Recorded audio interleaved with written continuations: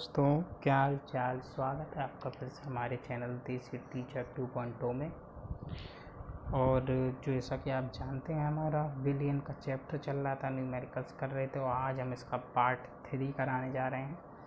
और आपने जो कल सवाल किए थे उसमें लास्ट सवाल था 23वां सवाल, जिसका आंसर आ रहा था 0.716, जो कि एक सवाल हमने सैंपल के तौर पे करा दिया था हेनरी के नियम पे।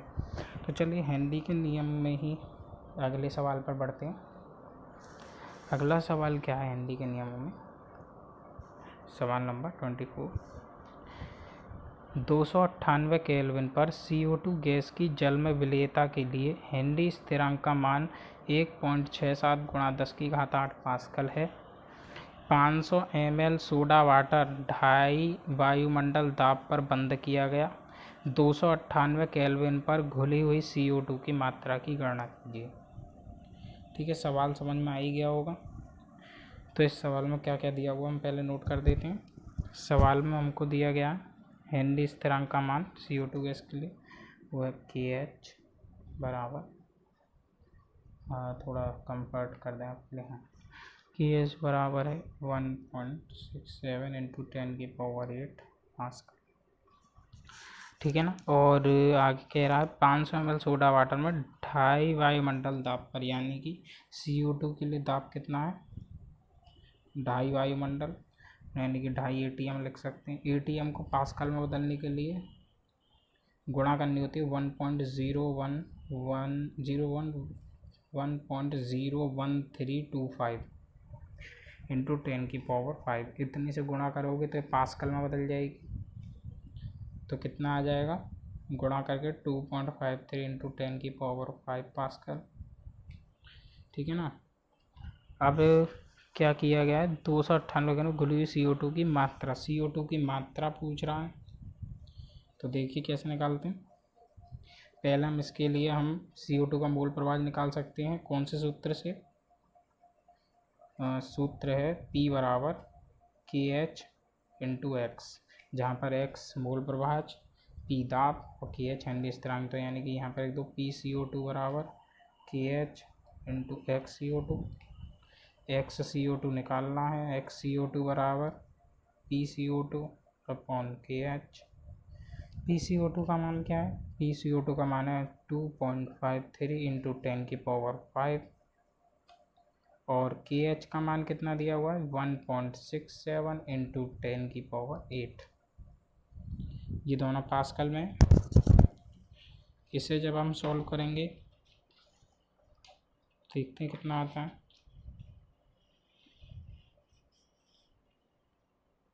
इसे सॉल्व करने पर आएगा XCO2 हमारा 1.5149 × 10⁻³ इतना ही आना चाहिए। जी हाँ, इतना ही आ रहा है। पास्कल को हम मोल पर लीटर में भी लिख सकते हैं। मोल पर लीटर किसकी इकाई होती है? मोल पर लीटर मोल प्रभाज की। निकालते हैं आगे X। अब हम निकालते हैं 500 ml के लिए। किसके लिए? 500 ml के लिए क्या हुआ? XCO2 का मान। ठीक है ना। तो 500 ml के लिए कैसे निकालेंगे? सूत्र लगा ये वाला, XCO2 बराबर CO2 के मोल अपॉन जल के मोल। ये कैसा आया? हमने आपको कल भी बताया था कि गैसें बहुत कम घुलती हैं जल में। वैसे तो हमें इसे इस तरह लिखना चाहिए था NCO2 + NH2O। ठीक है ना। वो हमने डायरेक्ट कर दिया था क्योंकि ये कम घुलती है, यानी कि NH2O बहुत बड़ा होगा NCO2 से, तो कोई फ़र्क नहीं पड़ेगा। हम लिख सकते हैं NCO2 अपॉन NH2O। NCO2 का मान हमें दिया हुआ है, जो हमने ऊपर निकाला था। NCO2 का मान हमें निकालना है NH2O का मान। तो NH2O का मान 500 ml के लिए कितना आएगा? NH2O की मात्रा बटे आणविक द्रव्यमान, तो कुल कट के आया ये 27.78 मोल। ठीक है ना। NCO2 हमारे पास XCO2 हुई और NCO2 हमें ज्ञात करना है, CO2 के मोल ज्ञात करने हैं। ठीक है ना। तो XCO2 का मान हमारा कितना है? 1.5149 × 10⁻³ NCO2 हमें निकालना है। NH2O है हमारा 27.78। NCO2 बराबर क्या आ जाएगा, NCO2 बराबर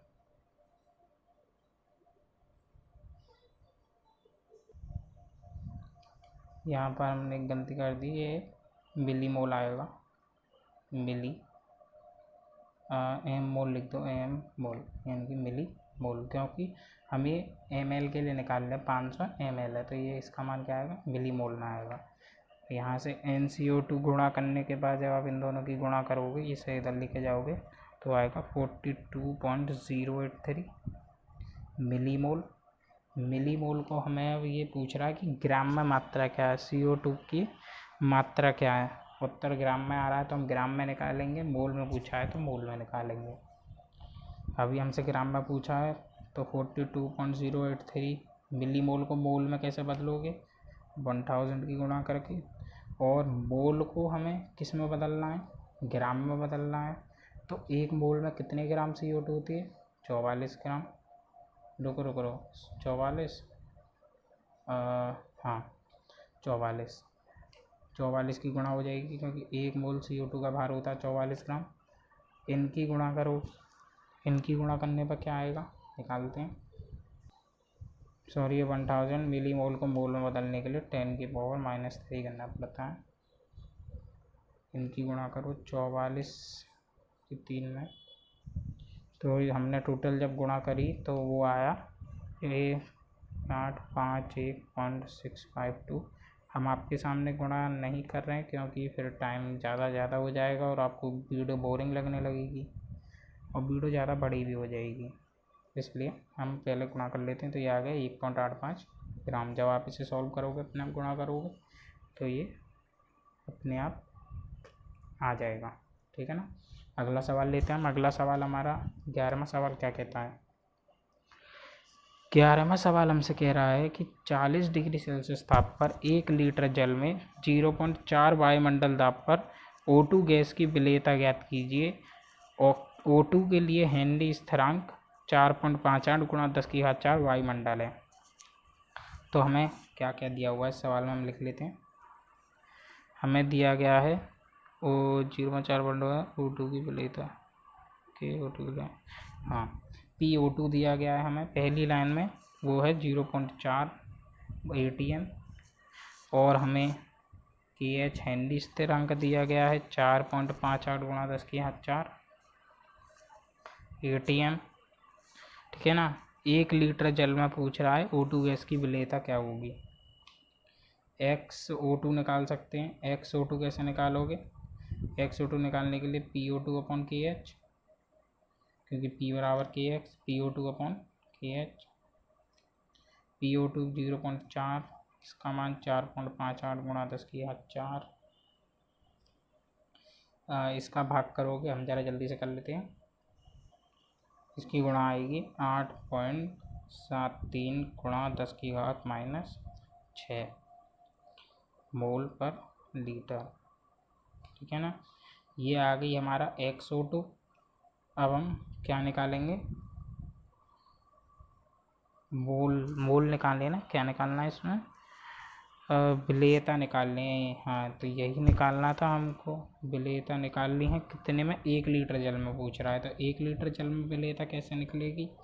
हम 1 लीटर जल के लिए जल के मोल निकाल लेंगे, है ना, और 1 लीटर के लिए हम क्या निकाल लेंगे, NO2 यानी कि O2 के मोल। O2 के जो मोल होंगे वही उसकी प्रति मोल में विलेयता होगी। तो कैसे निकालेंगे, XO2 बराबर, इस बार हम डायरेक्ट लिख रहे हैं क्योंकि गैस जल में कम घुलती है, तो यानी क्या हो जाएगा NO2/NH2O। H2O के मोल निकालेंगे 1 लीटर में, तो 1 लीटर के लिए NH2O बराबर क्या आ जाएगा, 1 लीटर में 1000 मिलीलीटर/80, ठीक है ना। इसे काटोगे तो 55.56 आएगा। NO2 हमको निकालनी है। XO2 हमने जो निकाला था वो क्या था, सॉरी आपको दिखाने ही, देख लो। XO2 NO2/NH2, NH2O जो 1000 ml यानी कि 1 लीटर के लिए निकाला हुआ है 55.56, ठीक है ना। आगे देखते हैं। XO2 हमारा कितना आया था, XO2 हमारा आया था 8.73 इंटू 10⁻6, लिख लेते हैं 8.73 इंटू 10⁻6 बराबर NO2 और NH2 आया था 55.56। NO2 बराबर कितना आ जाएगा, इसको इधर ले जाइए 8.73 इंटू 10⁻6 इंटू 55.56, इसकी गुणा करेंगे 8.55.56 तो वो आएगा NO2 बराबर 4.8503 इंटू 10⁻4 मोल पर लीटर, है ना। अब हम इसको किस में आ रहा है, ग्राम पर लीटर में पूछ रहा है, तो ग्राम प्रति लीटर में बदल देंगे इसको। 1 मोल ऑक्सीजन में, ऑक्सीजन का कितना द्रव्यमान होता है 1 मोल के लिए 32, तो इसमें 32 की गुणा कर देंगे 503 इंटू 10⁻4 इंटू 32, 32 की गुणा करोगे 32 की तो 0.232 आएगा 155.2 इंटू 10⁻4, यानी कि कुल द्रव्यमान कितना हो जाएगा। हमारा आंसर में 10⁻³ में दे रहा, तो 10⁻³ के लिए दशमलव इधर ले जाएंगे 15.52 इंटू 10⁻³ ग्राम पर लीटर, ठीक है ना। यहाँ पे ये हेनरी के सवाल भी ख़त्म हो जाते हैं। आगे हम देखेंगे कुछ नए सूत्र, मैं उन्हें पहले लिख देता हूँ फिर आपको समझाता हूँ, ठीक है ना। तो जो हमारा अगला टॉपिक है वो है द्रव्य विलयन में वाष्प दाब। वाष्प दाब होता क्या है मैं आपको एक बार बता दूं। एक निश्चित ताप पर साम्यावस्था में वाष्प के अणुओं के द्वारा द्रव की सतह पर उत्पन्न किया गया दाब वाष्प दाब कहलाता है, ठीक है ना। और जिसके बारे में हम पढ़ने जा रहे हैं द्रव विलयनों का वाष्प दाब। तो द्रव विलयनों का वाष्प दाब में एक राउल्ट नामक वैज्ञानिक थे, उनने अपनी थ्योरी दी थी। तो राउल्ट ने थ्योरी क्या दी थी, उनने कहा कि एक निश्चित ताप पर विलयन में उपस्थित किसी वाष्पशील अवयव का आंशिक वाष्प दाब उस अवयव के मोल प्रभाज के समानुपाती होता है, यानी कि P अनुकमानुपाती x, P बराबर P0 इंटू x। यहाँ पर ये जो हमारा P है वो है आंशिक दाब विलयन का, और ये P0 जो है वो है शुद्ध विलायक का वाष्प दाब। क्या है, शुद्ध विलायक का वाष्प दाब। आगे देखते हैं। और x आपको पता ही x क्या है, मूल प्रभाज है, ठीक है ना। दूसरा हमारा जो नियम दिया था राउल्ट ने, एक हमारा दूसरा नियम दिया था, उस नियम में राउल्ट ने क्या कहा था, उस नियम में राउल्ट ने कहा था कि वाष्प दाब में आपेक्षिक अवनमन विलयन में उपस्थित विलेय पदार्थ के अणुओं की संख्या तथा विलयन में उपस्थित संपूर्ण अणुओं की संख्या के अनुपात के बराबर होता है। संपूर्ण अणुओं की इसमें देखो ये जो लास्ट में लाइन दी है ना, संपूर्ण अणुओं की संख्या का अनुपात, वो क्या होता है, वो होता है हमारा मूल प्रभाज, यानी कि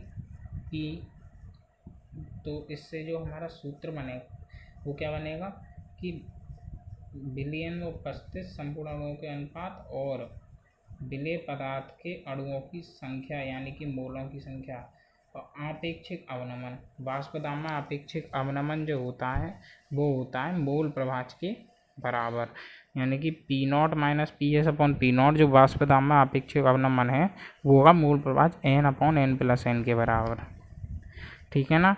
यदि हमें दिया हो कि n छोटा होगा, यानी कि स्मॉल n बहुत छोटा हो कैपिटल n से, देखो हम आपको दिखा देते हैं, ये लगा स्मॉल n बहुत छोटा हो कैपिटल n से, तो हमारा क्या हो जाएगा P0 माइनस PS/P0 बराबर N/N हो जाएगा। जहाँ और यदि हम n स्मॉल n को तोड़ें तो वो आ जाएगा स्मॉल W/स्मॉल m, और इस कैपिटल n को तोड़ें तो कैपिटल W/कैपिटल M, जहाँ पे स्मॉल w विलेय का भार यानी कि विलेय का द्रव्यमान, और जो हमारा m है वो है मोलर द्रव्यमान उसका, और ये जो कैपिटल M है वो विलायक का मोलर द्रव्यमान, और W जो है वो क्या है, विलायक का भार, ठीक है ना।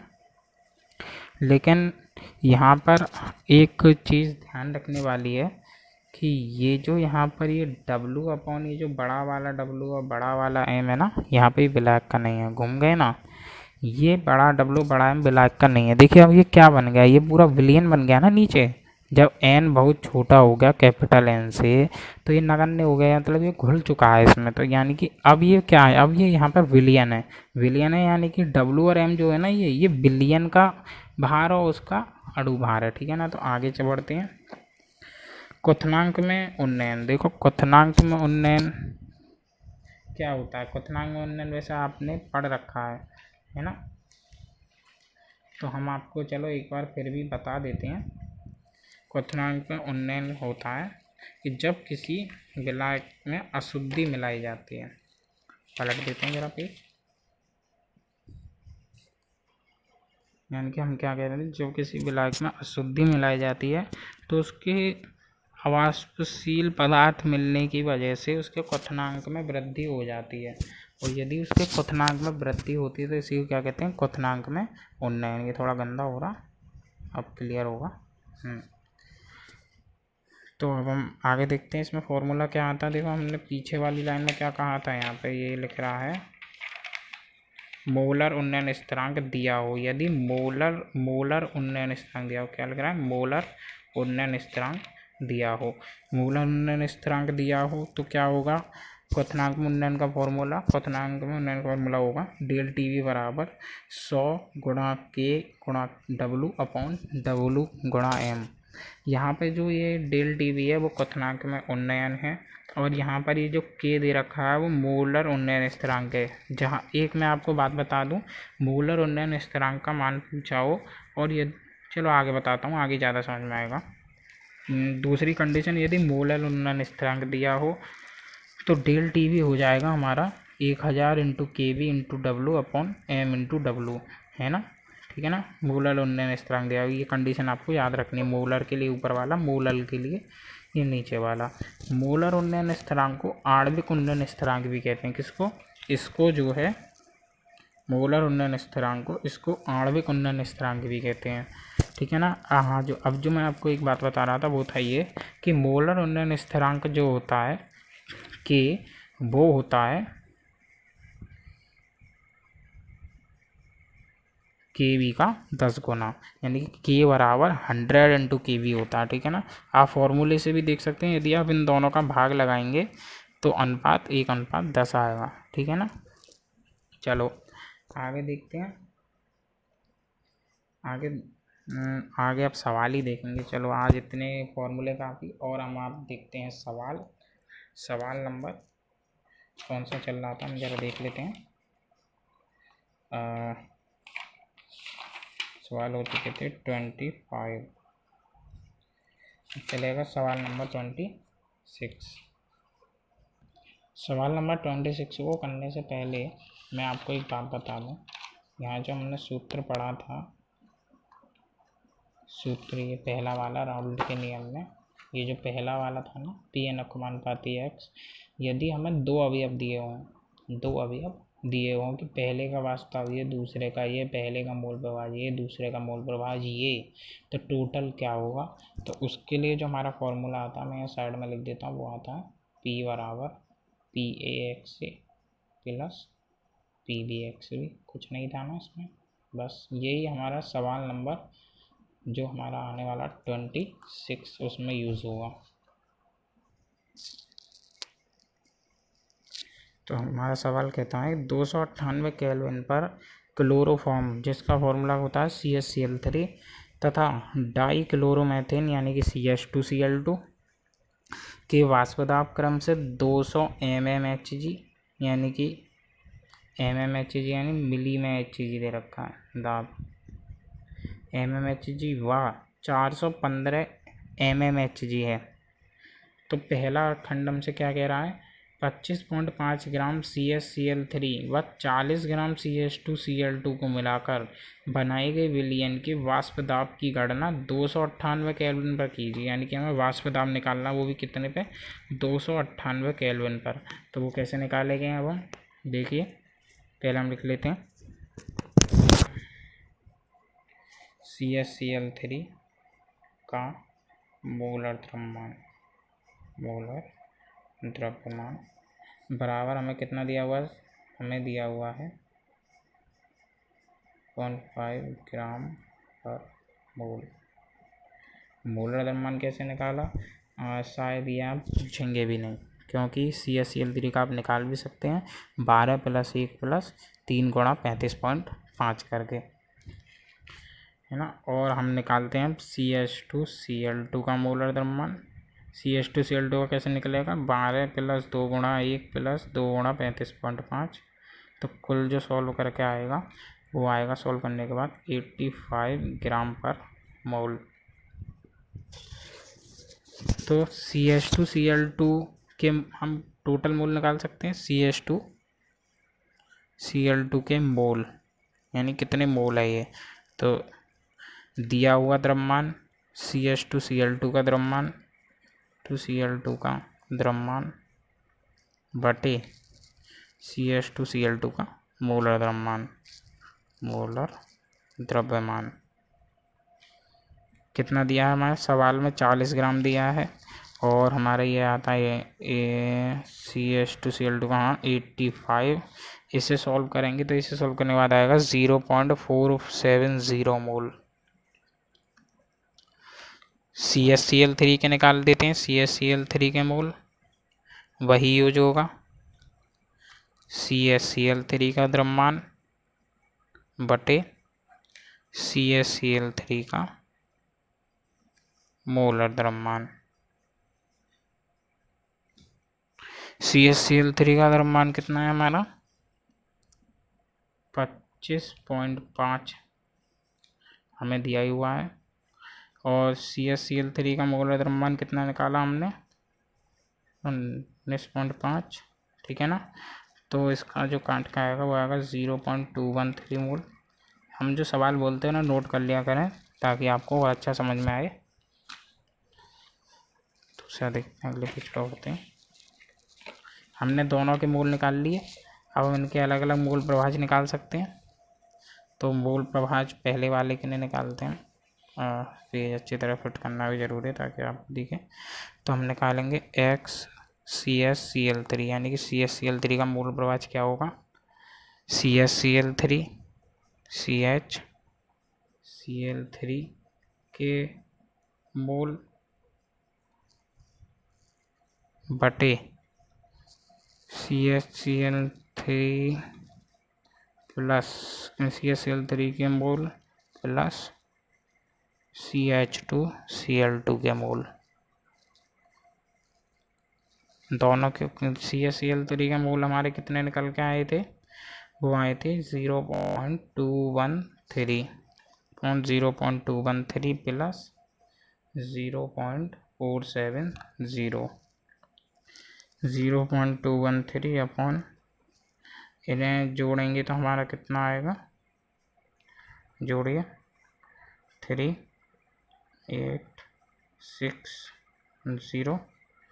और इसे सॉल्व करेंगे, इसे सॉल्व करने पर हमारा आएगा 0.312।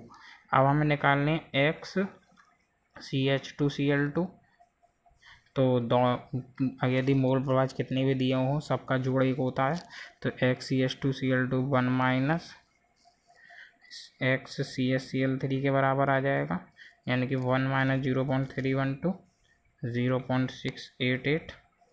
ओके, तो कुल वाष्प दाब हम निकाल सकते हैं जो हमसे पूछा पहले खंड में, वाष्प दाब की गणना।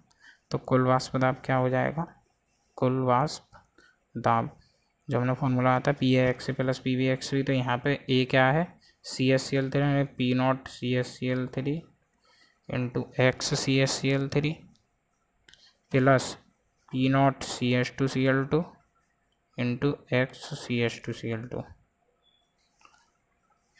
देखिए दाब हमें कितना दिया हुआ है पहले खंड में, वो दिया हुआ है 200 mmHg जो CH2Cl2 के लिए, और हमारा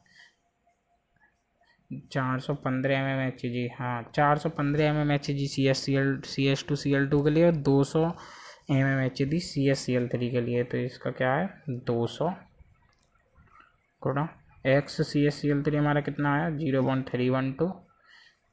इसका कितना मान दिया हुआ है हमें 415, और इसका हमारा कितना मान आया 0.688। ठीक है ना। इसको जब आप सॉल्व करोगे तो इसको सॉल्व करने पाएगा 62.4 प्लस 285.52, 285.5, तो ये कीड़ा आ गया। अगला क्या है फिर, इसका आंसर जो आता हुआ था 347.92 mmHg। ठीक है ना। ये हमारा कुल वाष्प दाब निकल के आ गया। हमसे दूसरा खंड क्या कह रहा है, वाष्प प्रावस्था में प्रत्येक अवयव के मोल प्रभाज की गणना कीजिए। तो वाष्प प्रावस्था में मोल प्रभाज कैसे निकालोगे,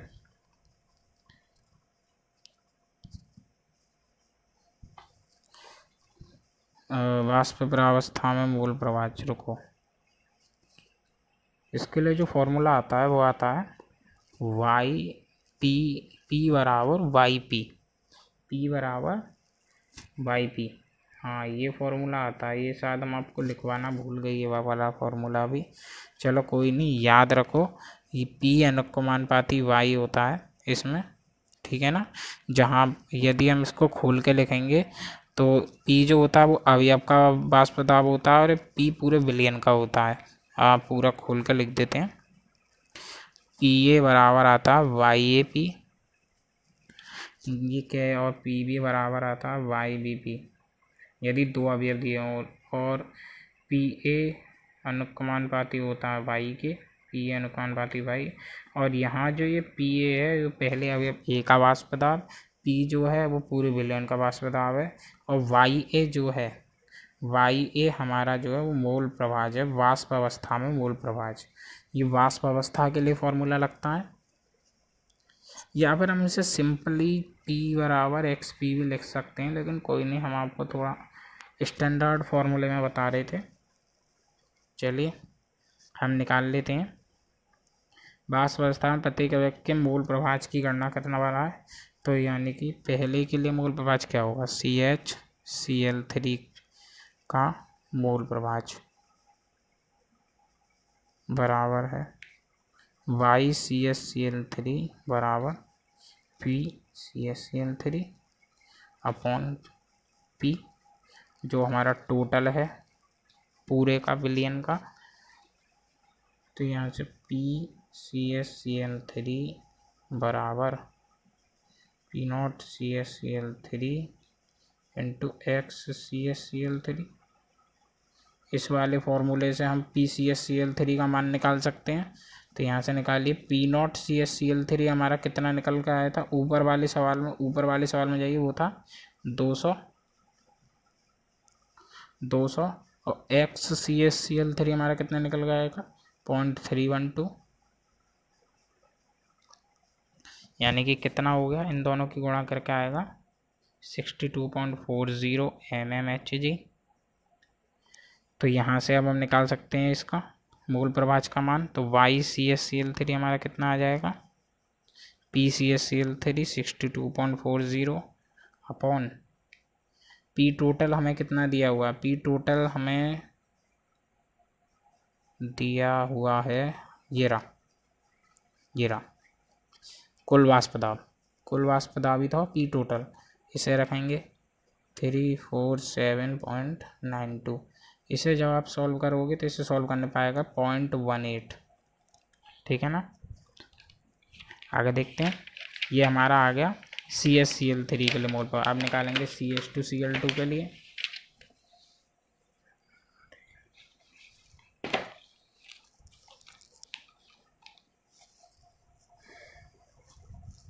तो PCH2Cl2 बराबर कितना, P0CH2Cl2 इंटू XCH2Cl2, थोड़ा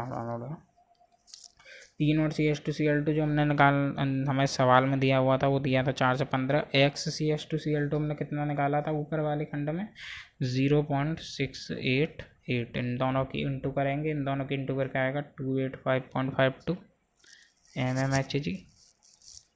ठीक है ना। और अब हम निकालेंगे इसका मोल प्रभाज। वाष्प अवस्था के लिए CH2Cl2 बराबर कितना आ जाएगा, PCH2Cl2 अपॉन P टोटल, वो आ गया 285.52 और P टोटल हमारा है 347.92 यानी कि 0.82। तो इन दोनों के मोल पर हमने निकाल दिए। ये सवाल भी यहीं ख़त्म हो गया। अगला सवाल हमसे क्या कह रहा है, अगला सवाल है दो द्रवों A तथा B के वाष्प दाब क्रम से 80 mm व 60 mm हैं। A के 3 मोल तथा B के 2 मोल मिलाने पर प्राप्त विलयन का कुल वाष्प दाब क्या होगा। तो देखिए क्या कह रहा है, कुल वाष्प दाब पूछा है ना, और हमें A और B के वाष्प दाब यानी कि दिए हुए हैं। A और B के वाष्प दाब लिख लेते हैं हम, जो जो दिया हुआ है 20। A का वाष्प दाब PA0 बराबर कितना दिया हुआ है 80 mmHg। PB का वाष्प दाब कितना दिया हुआ है 60 mmHg, है ना। A के 3 मोल तथा B के 2 मोल मिलाने पर, यानी कि ये क्या दिया हुआ है हमें, A के मोल दिए हुए हैं 3, B के मोल। हमें इन दोनों के मोल दिए, हम दोनों के मोल प्रभाज्य निकाल सकते हैं। तो चलिए मोल प्रभाज्य निकालेंगे। XA बराबर A के मोल अपॉन, शॉर्ट में लिख देते हैं A प्लस B के मोल, यानी कि A के मोल प्लस B के मोल। A के मोल आ गए 3, A प्लस B के 4 और 3 7, कितना आ गया 0.6। 4 दिए हैं क्या सवाल, नहीं 2 दिए हैं, सॉरी। B के मोल 2 हैं हमारे पास, B के 2 मोल यानी कि 4 तो 6.5 आएगा। 3 और 2 5, सॉरी क्या हो रहा है ये आ जाएगा 0.6। और हमें क्या दिया, XB निकालेंगे। अब हम B के भी तो मोल प्रभाज्य निकालना है, यानी कि B के mole upon A plus B के मोल। ठीक है, पहले खुद से ट्राई कीजिए, हम कितनी बार कहें, चलो छोड़ो। 2/5 कितना आएगा 0.4। कुल वाष्प दाब निकालेंगे तो P बराबर P0A इंटू XA इंटू का चिन्ह लगा दे plus PB0 into XB। PA0 हमारा कितना देगा 80, XA 0.6, PB0 हमारा दिया हुआ है 60 इंटू 0.4, ये हमें दिए हुए हैं। टोटल जो आ जाएगा इन दोनों के जब हम इंटू करेंगे तो आएगा 48 प्लस 24, यानी कि टोटल कितना 72 mm। चलिए ठीक है ना। अगला सवाल थोड़ा सुनने में बड़ा है, आंसर बहुत छोटा है। अब आप कह रहे होंगे सर आपको कैसे पता आंसर छोटा, क्योंकि हमने ये आपसे पहले ही कर लिए थे। हम आपसे पहले हम खुद करते हैं इन्हें रखते, फिर आपके सामने लाते हैं ताकि गलती की कोई गुंजाइश ना रहे। तो सवाल नंबर 26 कैसे दिया हुआ है, संगठनों का संपूर्ण परास में बेंजीन और टोलुइन आदर्श विलयन बनाते हैं। 300 केल्विन पर शुद्ध बेंजीन और टोलुइन के वाष्प दाब क्रम से 50.71 mmHg और 32.06 mmHg हैं। 80 ग्राम बेंजीन को 100 ग्राम टोलुइन में मिलाया जाए तो वाष्प दाब में उपस्थित बेंजीन के मोल अंश का परिकलन कीजिए। मोल अंश यानी कि मोल प्रभाज्य पूछ रहा है हमसे, और किसका मोल प्रभाज्य पूछ रहा है, वाष्प दाब में उपस्थित बेंजीन का। तो कैसे निकालेंगे, देखो हमें बेंजीन का द्रव्यमान कितना दिया हुआ है, बेंजीन का द्रव्यमान दिया हुआ है 80 ग्राम। तो लिख लेते हैं बेंजीन का द्रव्यमान बराबर दिया हुआ है 80 ग्राम, और हमें दिया हुआ है वाष्प दाब दिए हुए हैं बेंजीन के और टोलुइन के, यानी कि हम लिख सकते हैं P0 C6H6 दिया हुआ है 50.71 है ना mmHg, और P0 C7H8 कितना दिया हुआ है 32.06 mmHg। ठीक है ना, ये चीज़ हमें दी हुई है। और टोलुइन का द्रव्यमान हमें दिया हुआ है, टोलुइन का द्रव्यमान 100 ग्राम। सबसे पहले जो चीज़ दी हो उन्हें लिख लेना चाहिए। देखिए अब हम इससे सवाल को कैसे सॉल्व करेंगे, पहले बेंजीन के मोल निकाल लेते हैं। मोल प्रभाज निकालने के लिए मोल निकालते हैं ना, तो बेंजीन मोल निकालने से पहले हम इनके मोलर द्रव्यमान निकाल लेते हैं, आसान हो जाएगा। बेंजीन का मोलर द्रव्यमान फॉर्मूला होता है C6H6, यानी कि 6 × 12 + 6 × 7 72 + 6, यानी कि कितना आ गया 78। टोलुइन का निकालें, टोलुइन का मोलर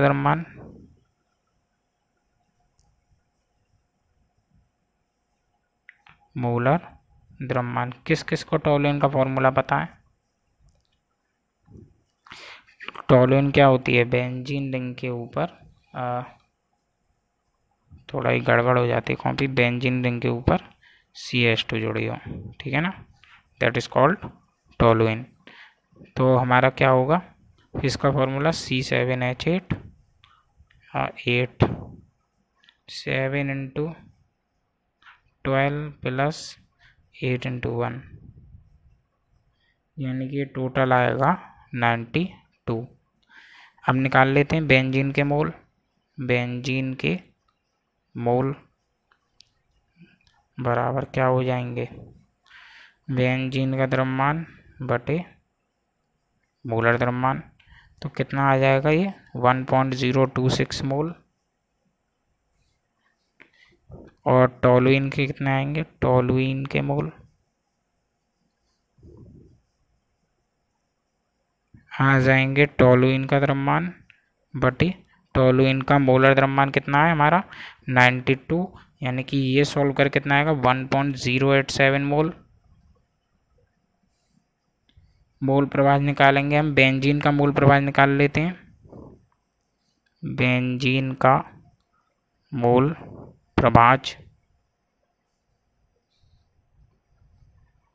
प्रभाज बराबर क्या होगा, बेंजीन के मोल C6H6 के मोल अपॉन C6H6 + C7H8 के मोल। इस टाइम रात के 3:40 हो चुके हैं। साला मच्छर हमको परेशान कर रहे हैं। C6H6 के मोल कितने हैं 1.026 अपॉन 1.026 + 1.087, यानी कि टोटल कितना आ जाएगा, यदि आप इनको काटेंगे तो आएगा 4.486, ठीक है ना। मोल प्रभाज निकाला है किसका, टोलुइन का, तो 1 माइनस कर देंगे टोलुइन का मोल प्रभाज,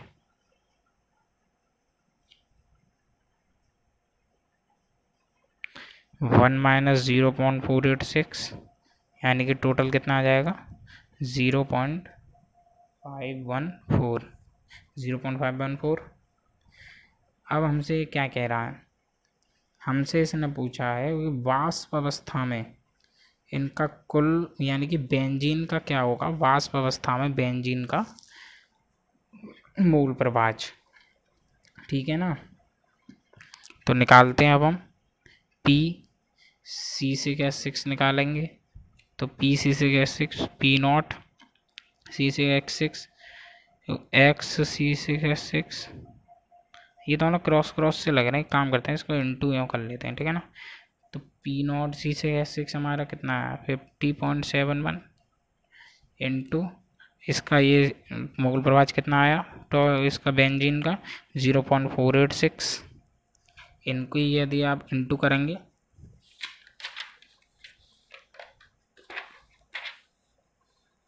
इंटू करने पे आएगा हमारा 24.65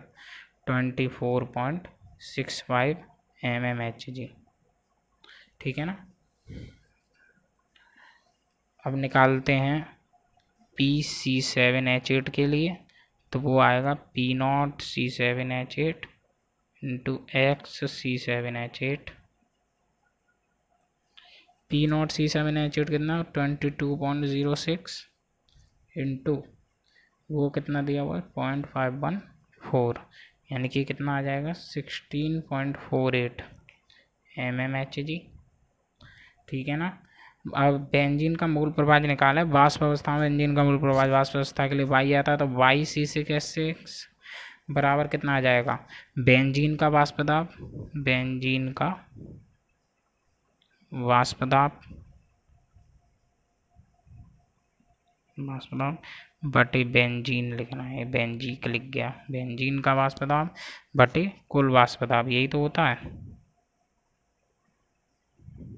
कुल वाष्प दाब। तो बेंजीन का वाष्प दाब हम पे कितना है 24.65, कुल वाष्प दाब हमारा कितना आएगा, यदि हम इसको और इसको जोड़ दें तो लिख दो 24.65 प्लस 16.48, तो कितना आ जाएगा हमारा 24.65 अपॉन 41.13, इसको काटोगे तो 0.60 आ जाएगा, यही हमारा आंसर है। अब हम आपको घर के लिए कुछ सवाल देने वाले हैं और उसका आंसर हम आपको कल दे देंगे इसी कॉपी पे उन्हें सॉल्व करके, ठीक है ना। तो देखिए जो सवाल आपके घर के लिए हैं,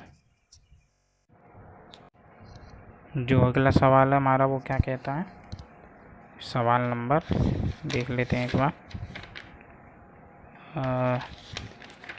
6, अरे नंबर गलत जाने 27, 28, सवाल नंबर 29। किसी ताप पर शुद्ध बेंजीन का वाष्प दाब 0.850 बार है, 0.5 ग्राम वाष्पशील वैद्युत अनपघट्य ठोस को 39 ग्राम बेंजीन में घोला गया, प्राप्त विलयन का वाष्प दाब 0.845 बार है, ठोस का मोलर द्रव्यमान क्या है, जबकि बेंजीन का मोलर द्रव्यमान दिया हुआ 78 ग्राम पर मोल। तो हमें जो दिया गया है वो सब लिख लेते हैं। हमें दिया गया है पहले नंबर पे बेंजीन का वाष्प दाब दिया गया है, बेंजीन का वाष्प दाब, बेंजीन के वाष्प दाब को हम किससे लिखेंगे P0 से, यानी कि P0 बराबर हमें दिया है 0.850 बार, ठीक है ना। हमें अगला चीज़ दी है 0.5 ग्राम वाष्पशील वैद्युत अनपघट्य, वाष्पशील वैद्युत अनपघट्य 0.5 ग्राम, तो उसको कैसे लिखते हैं, वो W है, वो है 0.5 ग्राम दिया हुआ है। आगे क्या कह रहा है, ठोस को 39 ग्राम बेंजीन में घोला गया है, तो बेंजीन का द्रव्यमान दिया हुआ है W, बड़ा W, बेंजीन का द्रव्यमान है 39 ग्राम, प्राप्त विलयन का वाष्प दाब 0.845 बार दिया हुआ है, प्राप्त विलयन का वाष्प दाब PS से डिनोट करते हैं, जो दिया हुआ है हमें 0.845 बार, ठीक है ना। और ठोस का मोलर द्रव्यमान पूछ रहा है, ठोस का मोलर द्रव्यमान क्या होगा, यानी कि स्मॉल m क्या होगा, ठीक है ना। और हमें बेंजीन का यदि द्रव्यमान दिया होता है, बेंजीन का मोलर द्रव्यमान निकाल सकते हैं, बेंजीन का मोलर द्रव्यमान 6 × 12 प्लस 6 × 1 यानी कि 78। अब जो हमने फॉर्मूला पढ़ा था राउल्ट के नियम से, लिख देते हैं राउल्ट के नियम से, वो था हमारा P0 minus PS upon P0 बराबर W/M इंटू M/W। इसमें हम मान रख देंगे, इसमें मान रखोगे तो P0 का हमारा मान 0.850 माइनस PS का मान 0.845 बटे 0.850 बराबर W दिया गया है 0.5 बटे M दिया गया है स्मॉल जो हमें निकालना है, कैपिटल M 78 और हमें जो कैपिटल W 39। जब आप इसको सॉल्व करेंगे तो इसकी जो हमारी कंडीशन बनेगी वो M बराबर क्या बन जाएगी, 0.5 into 78 into 0.845 upon 0.850 minus 0.845 into 39। देखिए लिख दिया इंटू 39। आप इस पूरे पद को जब सॉल्व करेंगे तो जो हमारा m निकल के आएगा, जो हमारा m निकल कर आएगा, अरे सीधा हो जाए यार, m आ जाएगा हमारा 169 ग्राम पर मोल। ये हमारा सवाल ख़त्म हो गया। अगला सवाल देखते हैं, सवाल नंबर 30। सवाल नंबर 30 क्या है, किसी पदार्थ के 18.1 ग्राम को 100 ग्राम जल में घोला गया। कितने ग्राम को, 18.1 ग्राम को 100 ग्राम जल में घोला गया। विलयन का वाष्प दाब 87 mm पाया गया। यदि इसी ताप पर जल का वाष्प दाब 92 mm हो तो पदार्थ का अणु भार ज्ञात करें। अणु भार निकालना है तो हमें क्या क्या दिया हुआ है, जल का वाष्प दाब हमें कितना दिया, जल का वाष्प दाब दिया हुआ है P0 बराबर 92 mm और हमें विलयन का वाष्प दाब PS दिया गया है 87 mm और हमें विलेय पदार्थ का द्रव्यमान W कितना दिया गया है 18.1 ग्राम और हमें विलायक का द्रव्यमान कितना दिया गया है W 100 ग्राम। ये चार चीज़ हमें दी हैं और हमसे पूछा है कि अणु भार ज्ञात कीजिए, यानी कि स्मॉल m ज्ञात करना है पदार्थ का अणु भार, यानी कि स्मॉल m बराबर क्या होगा। तो स्मॉल m हम निकालेंगे उसी सूत्र से, P0 minus PS upon P0 बराबर W upon M into M upon W। तो P0 का मान 92 माइनस 87 अपॉन 92, 18.1 बटे M into capital M। Capital M क्या होगा हमारा, रुको, कैपिटल M इसमें पदार्थ क्या है, 100 ग्राम जल में घोला गया, जल में घोला गया यानी कि कैपिटल M क्या, जल का मोलर द्रव्यमान 18 होता है। यहाँ लिख देते हैं M बराबर 18 जल के लिए, ठीक है ना। और W हमारा कितना दिया गया है 100, इससे M का मान निकालो। इसके लिए M का मान 100 कहते हैं 5/90 बराबर 18.1 इंटू 18/100 इंटू M बराबर, इसे फॉर्म में लिख देते हैं इजीली सॉल्व करने के लिए, 18.1 इंटू 18 इंटू 92 अपॉन 100 इंटू 5। तो कितना बन गया, मैं माफ़ी चाहूँगा वीडियो अपने आप चलते चलते रुक गया, तो वहाँ पे ये क्या बन गया था, M बराबर इतना आप देख सकते हो। तो M बराबर आ गया 59.94। तो हमारा अगला सवाल, सवाल नंबर 31 क्या कहता है, शुद्ध बेंजीन का किसी ताप पर वाष्प दाब 640 mmHg है। एक अवाष्पशील वैद्युत अनवघट्य ठोस जिसका भार 2.75 ग्राम है 39 ग्राम बेंजीन में डाला गया है। विलयन का वाष्प दाब 600 mmHg है। ठोस पदार्थ का अणु भार ज्ञात कीजिए। तो जो हमें दिया हुआ पहले वो लिख लेते हैं। हमें P0 दिया गया है, बेंजीन का वाष्प दाब 640, ठीक है ना। हमें PS भी दिया गया है, PS यानी कि अवाष्पशील विद्युत अनवघट्य के विलयन का वाष्प दाब कितना, 600 mmHg, ठीक है ना। और हमें इसी mmHg लिख देते हैं। और क्या दिया गया है हमें, डब्लू दिया गया स्मॉल स्मॉल डब्लू वैद्युत अनवगट्टे का जो भार है वो है 2.75 ग्राम। और हमें कैपिटल डब्लू यानी कि बेंजीन का दिया गया है, बेंजीन या विलायक का 39 ग्राम। और हमें क्या दिया गया है, और हमसे स्मॉल एम पूछा है, अणुभार, ठोस पदार्थ का अणुभार। और देखिए यदि हमें कैपिटल डब्लू, हमें ये किसका दिया गया, बेंजीन का दिया गया, तो हम बेंजीन का मोलर द्रव्यमान निकाल सकते हैं। बेंजीन का मोलर द्रव्यमान आता 78।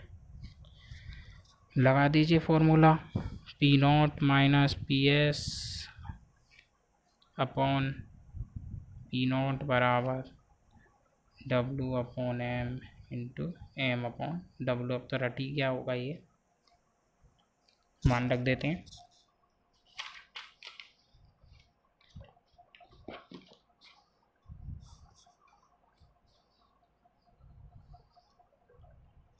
मान रखने पर जो आएगा वो हमारा आएगा 640 माइनस 600 अपॉन 640 बराबर 2.75 अपॉन M इंटू 78 अपॉन 39। ठीक है ना। इसे जब सोल्व करोगे तो 4 अपॉन 640 है ना। ये वीडियो अभी रुक गई थी क्योंकि मोबाइल में स्पेस नहीं था, इसलिए रुक गई थी। इसको जो आएगा वो आएगा 2.75 इंटू 78 अपॉन M इंटू 39। शायद हम इसका ब्राइटनेस खोलना भूल गए, चलो कोई नहीं, इतना तो साफ दिख ही रहा है। आगे देखते हैं। तो इसका जो M आप निकालेंगे सॉल्व करके वो आएगा 88। ठीक है ना। घर के लिए इसमें भी कुछ 3 सवाल हैं, उसे भी आप सॉल्व कीजिए, उसका भी आंसर हम कल दे देंगे।